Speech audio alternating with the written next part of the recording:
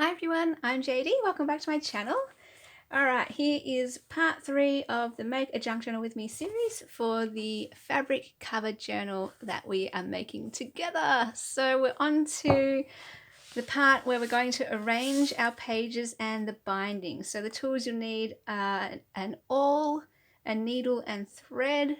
I use a tapestry needle and embroidery thread, so the needle has a nice quite large eye there, and I use bobby pins to keep my pages together, but you can use paper clips or bulldog clips or something like that. And of course we've got our pages, so your 30 pages, and I've just got a template here with all my journals in this collection. I've just done the same order of pages, so I'm going to use this as a reference, but as I go through it and order everything, I'll just chat about why I've done this, what the thought process behind it, and all that kind of stuff. So first of all, I just like to start off the journal with a nice plain blank page, but I try to choose something that has a bit of, I don't know, markings on it, just to have a bit more interest on it.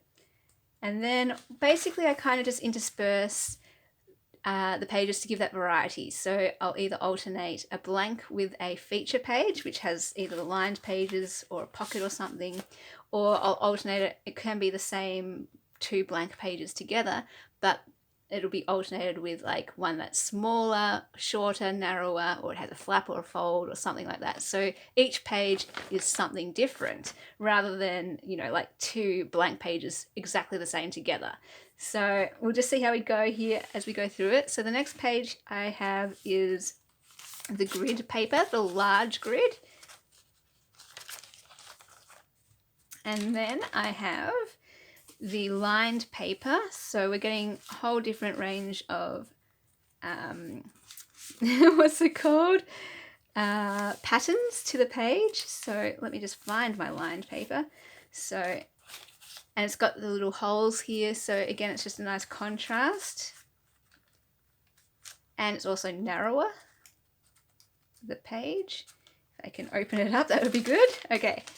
And then now we have another blank page. So just alternating these, giving a different look so that every time you open to the next page, you're getting something different. And so here's another example, or an example, where I grab two pages of the same type of pages, but they are different. So same coffee dyed blank pages, but I'm going to put in one with the pocket fold. And then I will grab this one here. So because I've got two that are blank, I'm going to get one that's quite out there with blue and red lines. So it kind of compensates for that. And I'm just going to put it over here because I like the thicker edge to be the first thing you see when you open that page. And again, so I love the idea that here's a smaller page, so even when you flip to this page, even though these are two blank pages, you can still see something interesting there. And then over you go, flip that one open. What's next? So we've got another blank page, so I will just use this one here. So I try to use something that doesn't have such a striking pattern or a dark textured color to it, because this is already quite busy going on with the blue and the red lines, so something paler is okay to go there.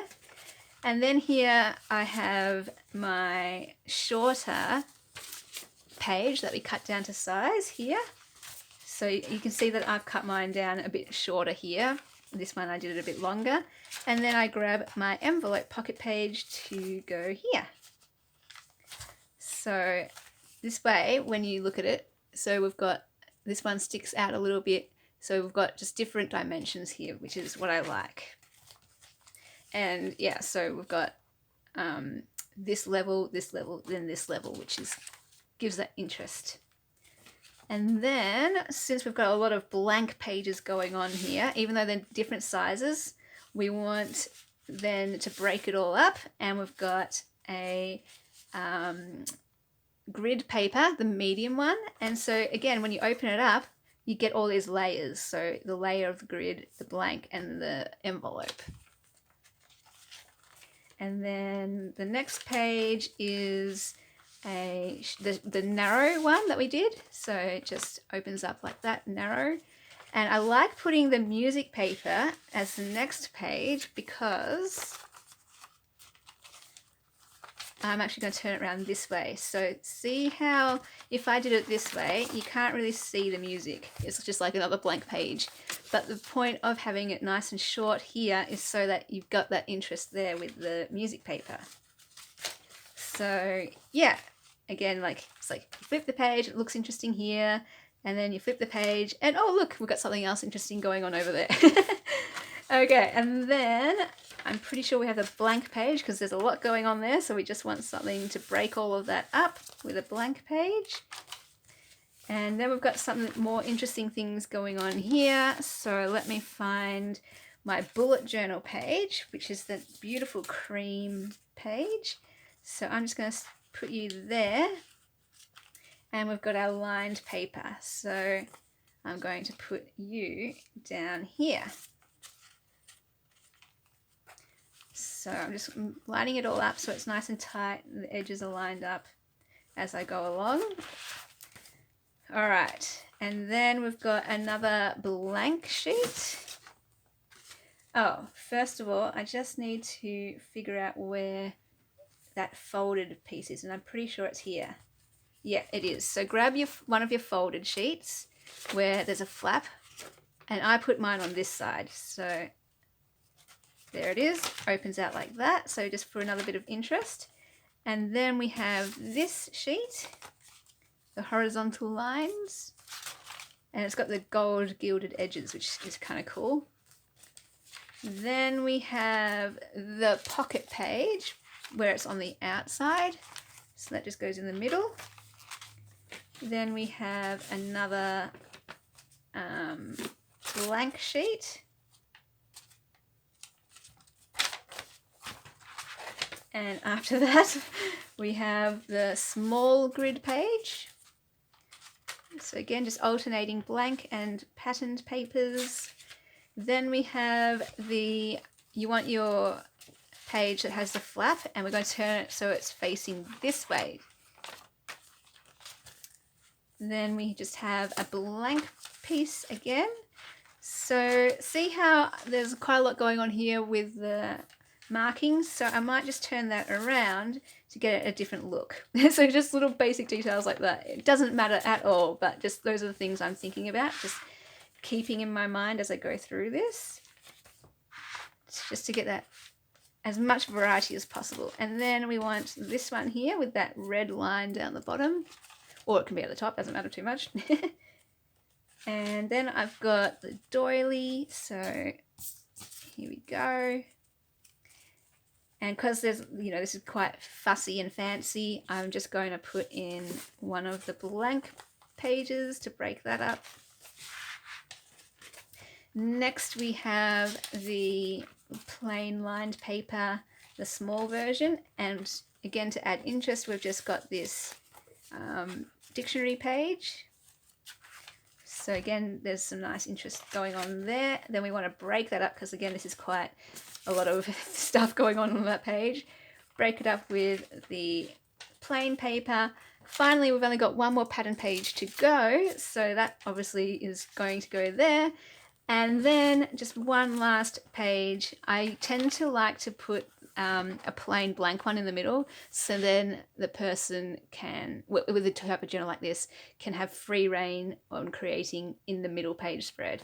So there is our pages. Hope that was helpful, just telling you the things that I'm thinking about as I'm putting pages together, because this is what I'm thinking about for any journal that I'm doing, no matter what type of pages, book pages or picture pages. I'm just thinking about breaking up things, alternating feature versus your lined feature versus blank pages. So even just with coffee dyed pages, I'm still thinking about those kind of things too. And now to the binding. So I'm just going to place it in here.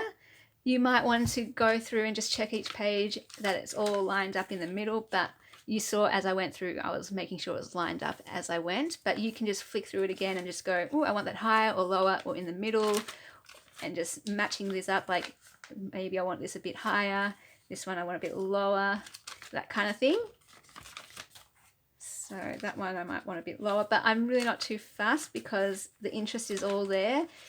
If it's moved up by centimetre or not, you know, it doesn't actually matter that much. So I'm cool with that. It's all set to go. And then I'm just going to, you know, really push in that crease real tight because there are 30 pages. So we're upgrading from the 25 that we did for that first Make a Junk Journal with Me series. So it's a little bit trickier because there's a lot, it's thicker and the pages can kind of move a bit more when the more pages you have. So I'm just going to grab my paper clips and keep my pages in place here.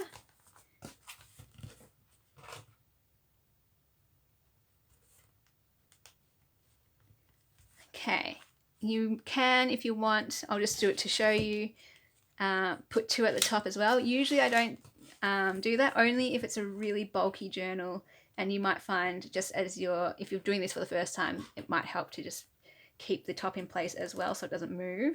If I've got a really embellished journal, pre-embellished, that I need to bind, then I will do both. But if it's just unembellished, I'll keep it down below. So then, okay, I'm just making sure that the fold is right there in the middle, and I'm just going to eyeball it, no measuring required. I can see that that is about middle right there. And then I'm just going to fold it over. So this is how you get it to come out through the middle. You want to fold it over, keep everything tight. Like I'm using quite a lot of pressure with this hand, holding everything tight.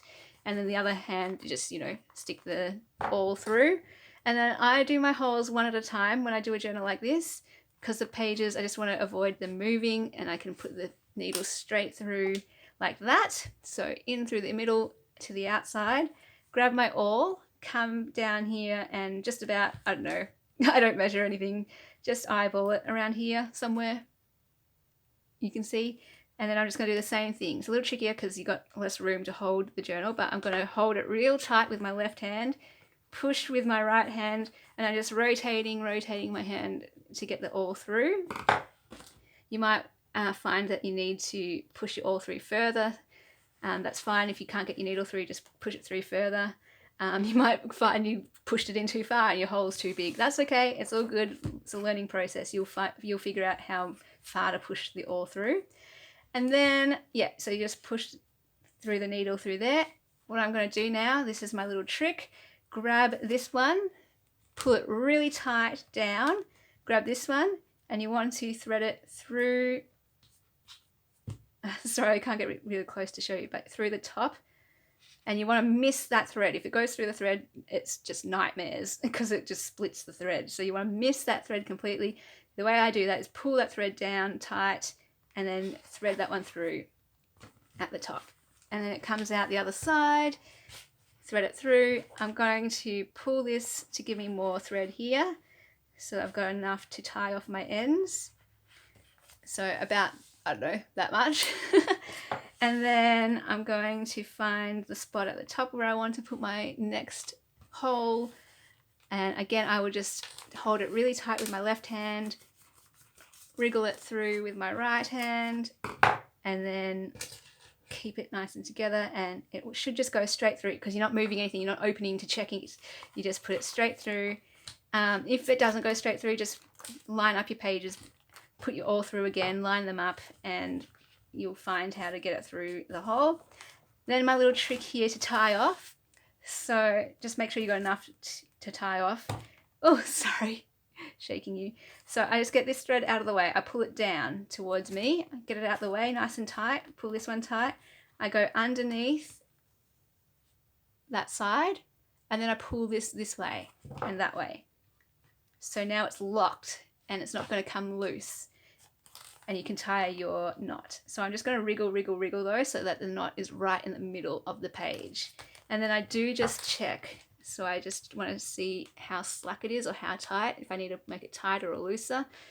And then I flip it back and I grab my scissors. Oh, that's something else we need.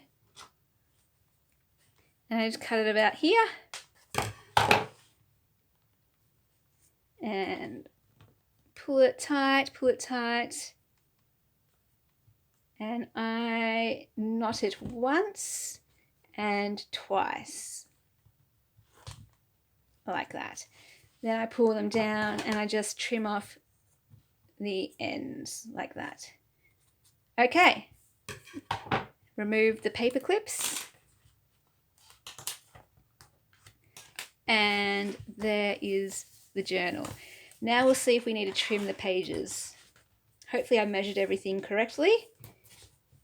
Ta-da! All right, so you can see they don't stick out, but you can see the middle ones are pushed out a bit more. So what I want to do is just trim up those ones so that they're not as, protruding out so far and sticking out compared to the other ones. Like, it's fine if they do, it's totally fine. I'm not that fussed about it. But my perfectionistic nature wants them to be a bit more lined up than that. So literally I just cut off the edges. If you find that you've got lots of pages sticking out, you just cut them the way I did there. So I'm just checking. I might want to cut the middle pages a little bit just to show you. Like, I don't have to, but if you want, you just trim them down however far you want.